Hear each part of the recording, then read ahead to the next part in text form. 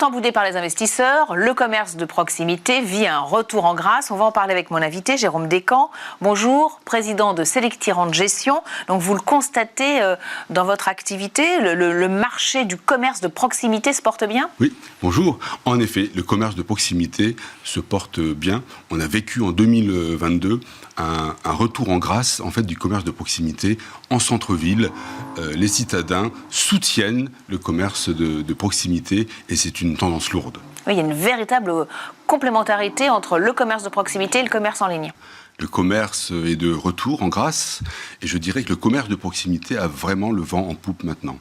Nous avons eu la période du Covid qui a laissé les consommateurs sur leur faim, mais qui ont fortement soutenu les commerces de proximité en centre-ville, la spécificité de Selectirente. Et oui, c'est ça qui est surprenant, parce qu'on pensait qu'avec le Covid, les consommateurs auraient pris l'habitude finalement d'acheter en ligne. Et là, ils retournent dans les commerces de proximité ? Exactement. C'est plus un soutien à ce commerce de proximité, que ce soit le commerce indépendant, son boucher, son boulanger. Le citadin l'a bien soutenu pendant cette période du Covid et continue à le faire maintenant. Et pas seulement les générations, nos générations, mais également les générations X, Y et la Silver Génération. Alors, vous êtes une foncière spécialisée dans le commerce de proximité. Alors, expliquez-nous un mot de Selectirente. Alors voilà, Selectirente est la seule foncière cotée en France et l'une des rares sociétés cotées en Europe spécialisées dans le commerce de proximité en centre-ville. Qu'est-ce que le commerce de proximité ? Ce sont des boutiques, des magasins qui font quelques dizaines de mètres carrés, voire quelques centaines de mètres carrés, et qui sont situés dans des zones vraiment très denses au niveau piéton, où il y a des zones de chalandise très fortes. Et donc, ce sont des actifs que l'on choisit pour leur emplacement premium, dans les centres-villes, donc en hypercentre. Alors justement, comment vous les choisissez, ces emplacements ? Vous ne misez pas sur toutes les villes, notamment plutôt les villes de taille moyenne, les grandes villes ? Voilà. Nous avons aujourd'hui 60% de notre portefeuille qui est à Paris intramuros, 10% dans la banlieue ouest de Paris, Neuilly, Issy-les-Moulineaux, Levallois, et le reste dans essentiellement pour le moment 5 villes qui sont Lyon, Bordeaux, Toulouse, Rennes et Nantes. Et nous n'allons pas aller dans les villes qui sont hors des 10 plus grandes métropoles régionales. Oui, puisque ces villes-là connaissent un petit peu une désertification des centres-villes, des commerces qui partent concurrencés par les grands centres commerciaux. Sachant que notre politique d'investissement, je ne vais peut-être rien vous apprendre dans l'immobilier, le maître mot c'est l'emplacement et l'emplacement. Et c'est pour ça que vous misez notamment sur Paris. Et puis en plus, là, l'actualité et les événements à venir, comme les JO, font que c'est un bon choix stratégique. Exactement. On a dans Paris, donc, au total 600 actifs, boutiques, magasins, dont 60% à Paris, ce qui représente 400 magasins dans Paris. Et donc on sent une mutation du commerce de proximité, des nouvelles formes de consommation, et également des futurs événements sportifs comme la Coupe du Monde de rugby en septembre et octobre 2023, puis les Jeux Olympiques l'année prochaine, et les commerçants s'y préparent. Non seulement les commerçants indépendants, les commerçants de quartier, mais également les grandes enseignes nationales et internationales. Oui, tout ça va doper le commerce de proximité. Tout à fait. Alors en quoi les commerces de proximité représentent un investissement opportun, un investissement intéressant ? Eh bien, c'est un investissement de niche. Le commerce de proximité, comme l'a investi Selectirente, en empilant 600 boutiques et magasins, en fait, c'est un investissement de niche qui est fort résilient.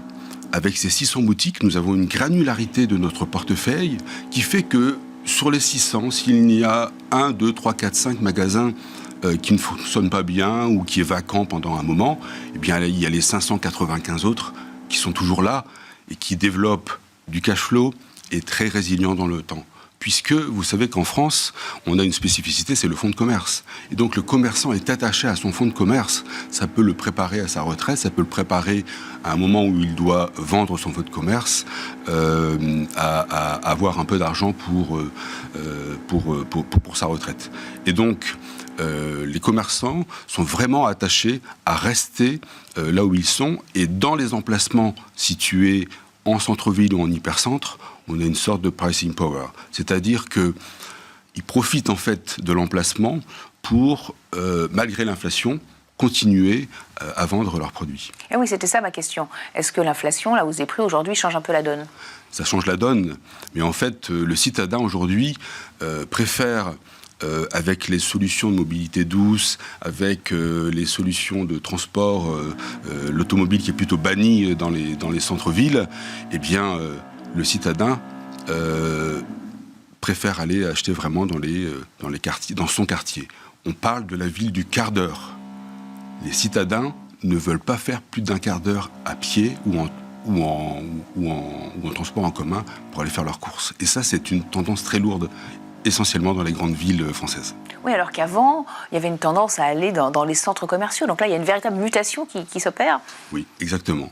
Les citadins, je ne parle que des personnes qui habitent en centre-ville, ont bien soutenu pendant le Covid leurs commerçants et continuent à le faire maintenant. Alors, parlons un petit peu de vos projets de développement pour Selectirente. Oui, alors Selectirente a doublé de taille depuis 3 ans. Selectirente a investi plus de 325 millions d'actifs, aujourd'hui représentant 600 millions d'euros, et donc des actifs toujours en centre-ville. 2 exemples, nos investissements de 2022, nous avons acheté 2 tronçons de la rue Rambuteau. La rue Rambuteau, en plein cœur de Paris, un tronçon dans le 1er arrondissement, à la sortie du centre commercial d'Unibail, la Canopée, et un autre tronçon en se dirigeant vers le Marais, dans le quartier de l'Horloge. Et là, nous avons acheté 24 boutiques adaptées à ce quartier, et nous avons, si vous allez vous promener en semaine, le jour, la nuit, même le week-end, maintenant les familles reviennent dans ce quartier. C'est un quartier qui bouge énormément et les commerçants sont contents d'être là. Autre acquisition en 2022, cette fois-ci à Bordeaux, en hypercentre de Bordeaux, dans la galerie commerciale des Grands Hommes, qui est sur la place des Grands Hommes, vous savez, cette rotonde qui est en hypercentre, 12 actifs aussi, 12 boutiques en fait, aussi bien l'équipement de la personne, de la maison et de la restauration, qui sont pleins à craquer, et aussi en premier étage, un peu 1000 m² de bureaux loués à Régus aussi, qui est plein. Voyez, donc, et les projets pour 2023 ? Pour 2023, alors le 2023, c'est vrai que la crise financière est passée par là, les coûts de financement ont augmenté, donc nous sommes plus attentistes, mais nous continuons à regarder ces opportunités, toujours dans la même stratégie de centre-ville. Merci beaucoup Jérôme Descamps, donc président de Selectirente Gestion, d'être venu sur le plateau de Smart Leaders. Merci à vous.